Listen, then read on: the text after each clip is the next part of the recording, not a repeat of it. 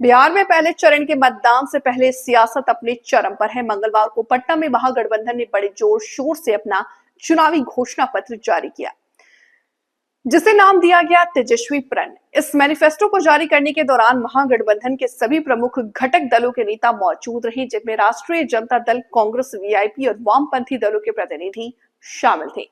इस मौके पर छत्तीसगढ़ के पूर्व मुख्यमंत्री और कांग्रेस के वरिष्ठ नेता भूपेश बघेल ने कहा कि ये घोषणा पत्र सिर्फ आरजेडी का नहीं बल्कि पूरे महागठबंधन का साझा विजन है।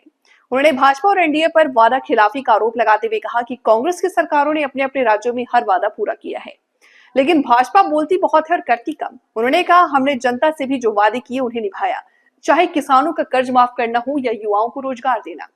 वहीं महागठबंधन के मुख्यमंत्री उम्मीदवार तेजस्वी यादव ने कहा कि हमारे घोषणा पत्र में जो कुछ भी कहा गया है वो केवल कागजी बातें नहीं बल्कि हमारी ठोस इरादों का प्रतीक है। हम मिलकर बिहार को एक नई दिशा देंगे, ओल्ड पेंशन स्कीम लागू करेंगे, युवाओं के लिए रोजगार के अवसर बढ़ाएंगे और गरीबों को राहत देंगे।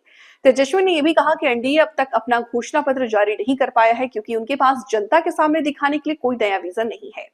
महागठबंधन में शामिल वीआईपी पार्टी के प्रमुख मुकेश सैनी ने भी नीतीश कुमार और एनडीए पर तीखा हमला बोला।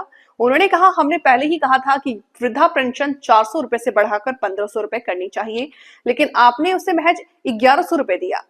हमने 200 यूनिट बिजली मुफ्त देने का वादा किया, आपने 125 यूनिट दी। आप हमारे विजन की नकल कर रहे हैं क्योंकि आपके पास अपना कोई रोड मैप नहीं। सैनी ने दावा किया कि महागठबंधन की सरकार बनने पर हर वादा पूरा होगा और जनता को असली राहत मिलेगा। इधर बिहार की सियासत में एक नया मोड़ तब आया जब समाजवादी पार्टी ने भी सक्रिय रूप से चुनावी मैदान में उतरने का संकेत दिया। सूत्रों के मुताबिक सपा के राष्ट्रीय अध्यक्ष अखिलेश यादव 1 नवंबर से बिहार में प्रचार अभियान की शुरुआत करेंगे।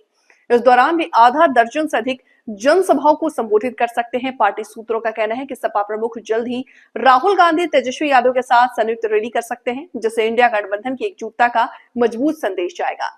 इसके साथ ही अखिलेश यादव की पत्नी सांसद डिंपल यादव तथा राजद प्रमुख लालू प्रसाद यादव के बड़े बेटे तेज प्रताप यादव भी बिहार में प्रचार अभियान में हिस्सा लेने वाले हैं। सपा की इस बढ़ती सक्रियता को इंडिया गठबंधन के भीतर एक सकारात्मक संकेत के रूप में देखा जा रहा। गठबंधन के नेता मान रहे हैं कि उत्तर प्रदेश में भाजपा से सीधी टक्कर लेने वाले अखिलेश यादव का बिहार चुनाव में उतरना विपक्षी एकता को और मजबूत करेगा। इससे बिहार में सपा कार्यकर्ताओं, समर्थकों में भी नया उत्साह देखने को मिल रहा। दूसरी ओर एनडीए खेमे में भी हलचल है और भाजपा जेडीयू अपने चुनावी एजेंडे को और तेजी से आगे बढ़ाने की रणनीति बना रहे हैं।